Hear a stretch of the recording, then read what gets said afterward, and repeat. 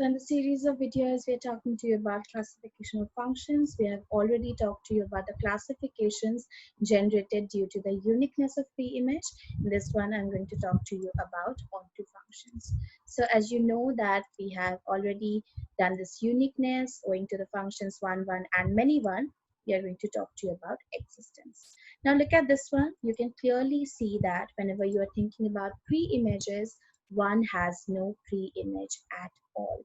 So this is what we want to restrict and get the next sort of classifications. So onto function or surjection. A function is actually called onto or a surjection provided all the elements of B have a pre-image in A. So what do we write? For all B in capital B, there we will have an actual element A which is getting mapped to B. So this is actually from the existence part. Now understand that whenever you talk about, just like the previous example we took, so there was this, element 1, which was not in the range, but it was in the codomain. So this cannot happen for an onto function. The range and the codomain, they have to be B altogether. You cannot have any, element which is left out. So let's see some examples here, starting with the most basic arrow diagrams. So clearly this is not onto because all the elements, they have pre-images. This one, if you look at C, it has no pre-image at all. So this is not onto.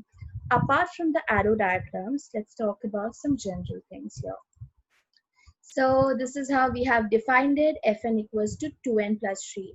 Now when we were talking about one functions, we have already talked about it. Now for the onto function, let's just see one thing. Suppose we are taking any natural number n. Okay, so this is actually, we have taken 2 here. So we have to see whether you have any element that is getting mapped to 2 or not. So suppose there is an element which is getting mapped to 2. You will see that the element is minus half. Unfortunately, it's not a natural number. So clearly you have an element which is not having any pre-image. So this is not one onto. So this is very important that you understand the concept here. If you have to find out whether it's onto, you have to actually see whether each and every one of them has a pre-image or not. But even if you find one such element which is lacking a pre-image, that's it. Let's notice one thing. What is 2n plus 3? So 2n is basically, an even number. You add 3 there, you get this odd number. So if you look at the inputs, which are actually natural numbers, suppose I'm putting 1 here. The output is 5. I'm putting 2, you're getting 7, 9, etc.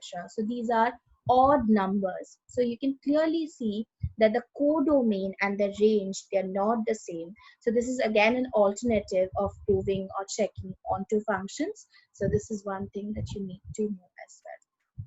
For example, let's look at this one. Fx equals to x minus 1, x minus 2, x minus 3. This is a product we have taken. So what is the general rule? You take any element from the codomain.